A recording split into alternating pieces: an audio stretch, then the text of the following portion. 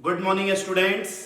जैसा हम लोग डिस्कस किए थे कि हम लोग पीवाईक्यू, एनसीईआरटी और एनसीईआरटी एग्जाम्पलर के क्वेश्चंस धीरे धीरे प्रैक्टिस करेंगे और इसका नाम हम लोग रखेंगे क्विक प्रैक्टिस सेशन, क्यूपीएस। तो आप लोग यूट्यूब पे प्रैक्टिस कर सकते हैं एक एक क्वेश्चन जो लोग मोमेंटम ज्वाइन नहीं किए हैं। चलिए आइए हम लोग स्टार्ट करते हैं। आज एनसीईआरटी एग्जाम्पलर का केमिस्ट्री का सॉल्यूशन चैप्टर 12th का पहला चैप्टर है और यहां से स्टार्ट करते हैं एक एक क्वेश्चन। चलिए बिना लेट किए हम लोग स्टार्ट करते हैं। देखिए सॉल्यूशन का जो फर्स्ट क्वेश्चन है आपके एग्जाम्पलर का वो ये है कि विच of the following units is useful in relating concentration of solution with its vapour pressure, mole fraction, parts पर मिलियन, मास परसेंटेज, मोलेलिटी। आइए पहले थोड़ा सा देख ले वेपर प्रेशर क्या होता है और फिर देखते हैं वेपर प्रेशर कैसे रिलेटेड होता है।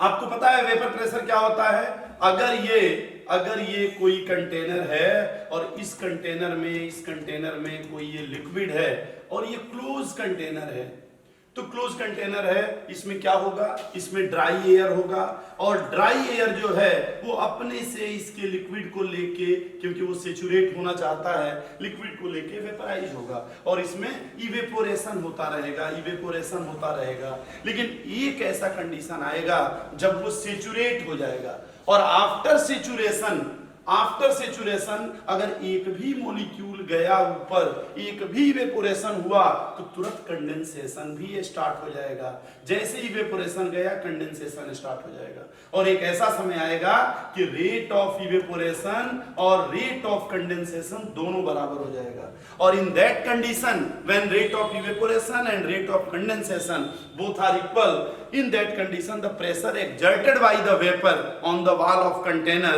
is known as vapor pressure। तो ये वेपर प्रेशर होता है। अब अगर इसमें हम कोई नॉन वोलाटाइल सॉल्यूट मिला दें, जैसे अभी क्या था ये क्या था देखिए, अभी इसमें क्या था कि आप रखे थे केवल वाटर, W, ठीक है।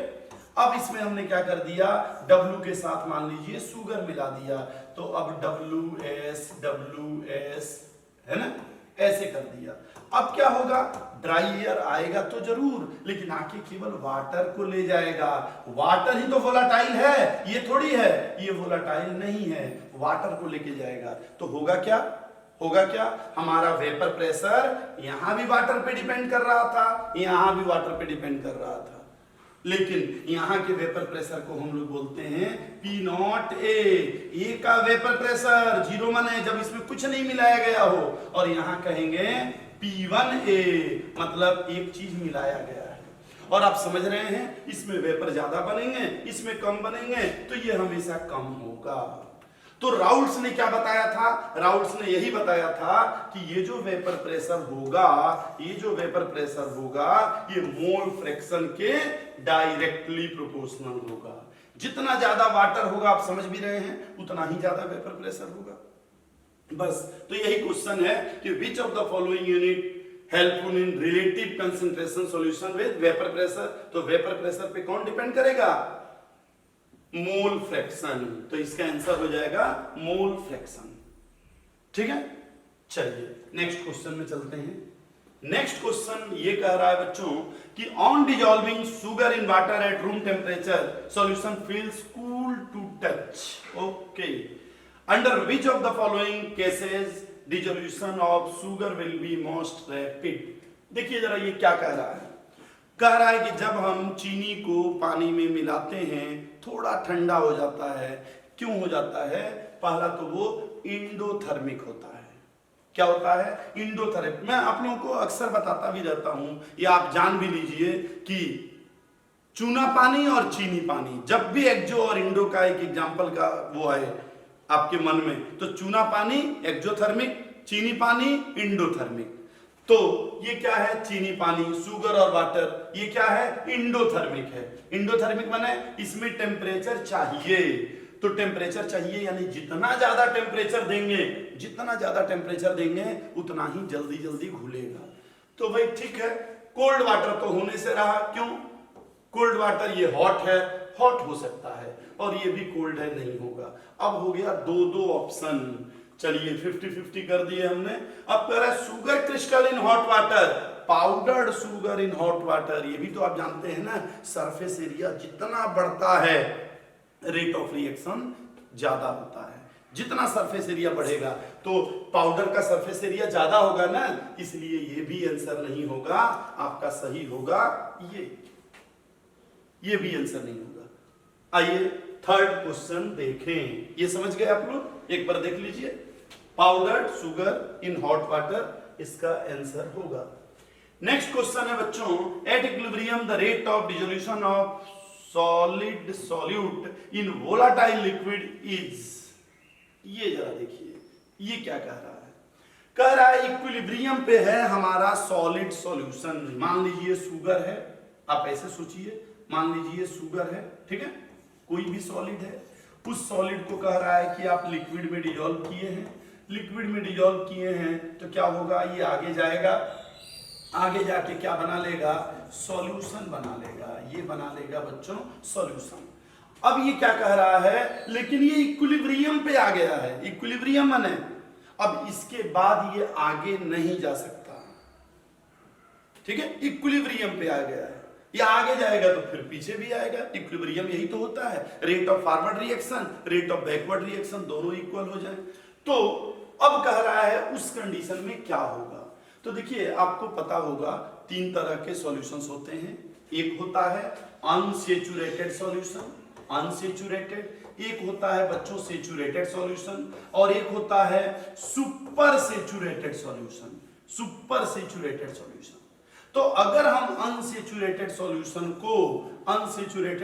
को कूल करें, अनसेचुरेटेड सॉल्यूशन को कूल करें तो क्या होगा, हो सकता है अभी क्या था, वो अनसेचुरेटेड था। अनसेचुरेटेड मतलब कि वो चाह रहा था मुझे और चीनी आए, लेकिन जैसे ठंडा करेंगे हो सकता है अनसेचुरेटेड ही रहे या हो सकता है सेचुरेटेड हो जाए।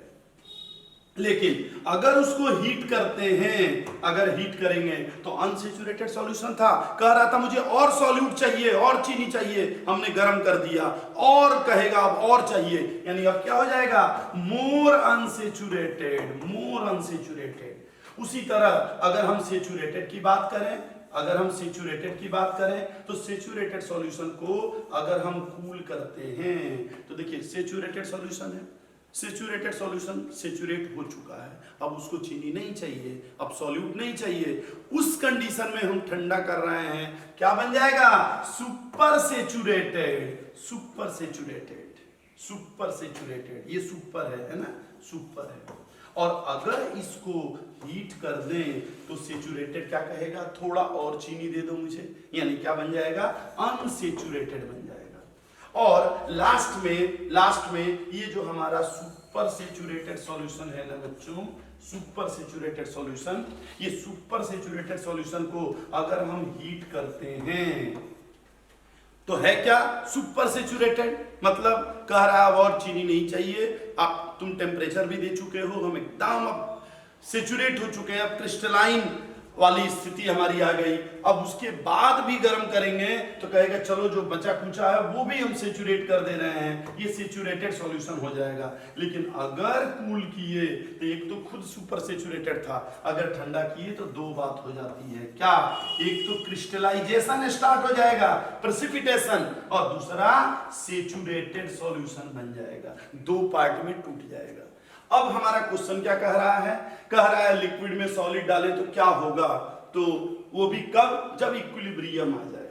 तो देखिए इक्विलिब्रियम आ जाए तो क्या हो सकता है, यही होगा कि जब इक्विलिब्रियम आएगा तो ये किसके बारे में कह रहा है, equilibrium rate of dissolution of solid in liquid, हाँ ये सॉलिड लिक्विड है और ये सॉल्यूशन है। अब इसके बाद कह रहा है कि रेट ऑफ क्रिस्टलाइजेशन किस पे डिपेंड करेगा, क्रिस्टलाइजेशन माने क्या होता है, ये पीछे आ जाए, ये पीछे आ जाए, तो रेट ऑफ क्रिस्टलाइजेशन इसी पे डिपेंड करेगा, जितना ये आगे जाएगा उतना ही पीछे आएगा, मतलब आंसर होगा हमारा थर्ड।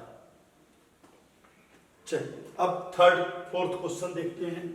फोर्थ क्वेश्चन कह रहा है बच्चों, a beaker contains a solution of substance A, precipitation of substance A takes place when a small amount of A is added to the solution is, बिल्कुल ये तो अभी जो पढ़ाए थे वही कह रहा है। क्या कह रहा है, एक सॉल्यूशन है, थोड़ा सा भी चीनी मिलाए, थोड़ा भी सॉल्यूट मिलाए, प्रेसिपिटेशन स्टार्ट हो गया। इसमें दो बातें हैं, अगर वो सेचुरेटेड सॉल्यूशन है, टेम्परेचर चेंज नहीं कर रहे हैं, तो उसमें भी मिलाएंगे तो प्रेसिपिटेशन स्टार्ट हो जाएगा। लेकिन अगर टेम्परेचर हम थोड़ा बढ़ा दें तो फिर सुपर सेचुरेटेड सॉल्यूशन में कुछ मिलाएंगे तब प्रेसिपिटेशन होगा। यानी अगर इसमें टेम्परेचर भी कंसीडर करें तब तो हमारा आंसर होगा सुपर सेचुरेटेड, और अगर टेम्परेचर कंसीडर न करें तो ये भी हो जाएगा अनसेचुरेटेड भी। लेकिन वन ऑप्शन करेक्ट है, इसलिए सुपर सेचुरेटेड सॉल्यूशन। और अब लास्ट क्वेश्चन पांचवा, ठीक है, क्योंकि 5-5 क्वेश्चन का हम लोग एक सेट बनाएंगे। ये क्या कह रहा है बच्चों, maximum amount of a solid solute that can be dissolve in a specific amount of given liquid solvent does not depend on. देखिए जरा, अगर हम सॉलिड को लिक्विड में डिसॉल्व करें तो कह रहा है किस पे डिपेंड नहीं करेगा। तो आइए जरा देखते हैं किस पे डिपेंड करेगा, किस पे करेगा। अगर मान लीजिए ये लिक्विड है, ये लिक्विड है, इस लिक्विड में हमने क्या किया, कोई सॉलिड जो है हम डिसॉल्व कर रहे हैं। तो देखिए एक किस पे डिपेंड करेगा, इसके नेचर पे, इसके नेचर पे, हमारा वाटर है कि पेट्रोल है कि बेंजीन है कि अल्कोहल है, एक इसके डाइलेक्ट्रिक कांस्टेंट, इसके हाइड्रोजन बॉन्डिंग, इसके नेचर पे। तो एक तो सॉल्वेंट के नेचर पे डिपेंड करेगा बच्चों। अच्छा, एक सॉल्यूट के भी नेचर पे डिपेंड करेगा, सॉल्यूट है कैसा, एक तो इस पे डिपेंड करेगा। दूसरा किस पे डिपेंड करेगा, टेम्परेचर। अगर हम टेम्परेचर बढ़ा देते हैं तो सॉल्युबिलिटी बढ़ जाता है, तो एक तो टेम्परेचर पे डिपेंड करेगा। और तीसरा किस पे डिपेंड करेगा, तीसरा किस पे डिपेंड करेगा, प्रेशर। लेकिन प्रेशर कब डिपेंड करता, अगर ये गैस रहता, कोल्ड ड्रिंक्स, कार्बोनेटेड बिवरेजेस, अगर ये कार्बोनेटेड बिवरेजेस रहता, उस कंडीशन में अगर हम प्रेशर बढ़ाते, उस कंडीशन में प्रेशर बढ़ाते तो पक्का सॉल्युबिलिटी बढ़ती, पक्का। हेनरी लॉ याद करो, पक्का सॉल्युबिलिटी बढ़ती। नहीं, ये क्या कह रहा है कि सॉलिड है ये सॉल्यूट, तो सॉलिड में प्रेशर बढ़ा के कितना हम कंप्रेस कर लेंगे। सॉलिड और लिक्विड कंप्रेस नहीं होते हैं या नेग्लिजिबल होते हैं, इसलिए सॉलिड है। तो अब कह रहा है क्या कि कौन डिपेंड नहीं करेगा, तो देखिए टेम्परेचर डिपेंड करेगा, हम अभी देख लिए, इसलिए आंसर नहीं होगा। नेचर ऑफ सॉल्यूट डिपेंड करेगा, इसलिए आंसर नहीं होगा। सॉल्वेंट भी डिपेंड करेगा, इसलिए आंसर नहीं होगा। गैस रहता तो प्रेशर भी नहीं होता, लेकिन सॉलिड है इसलिए ये आंसर होगा। तो बच्चों हम लोग 5 क्वेश्चन देख लीजिए, 5 क्वेश्चन देख लीजिए एग्जाम्पलर का। अगले वीडियो में फिर 5-5 क्वेश्चन करेंगे। 5 क्वेश्चन में आपको 5 मिनट लगेगा। ये भी वैसे ही है जैसे आपका क्यूआरसी है। क्यूआरसी देखना बिल्कुल मत भूलिए। तो क्यूआरसी में क्या है, 5-5 मिनट के हम लोग वीडियो बनाए हैं, एक तो मेगा एपिसोड भी उसमें डाले हैं, आप उसको जरूर देखिए, ये भी देखिए। और अगर आपको लगता है कि ये देखने से कुछ फायदा है तो आप सब्सक्राइब भी कर लीजिए चैनल, अपने दोस्तों को भी बता दीजिए।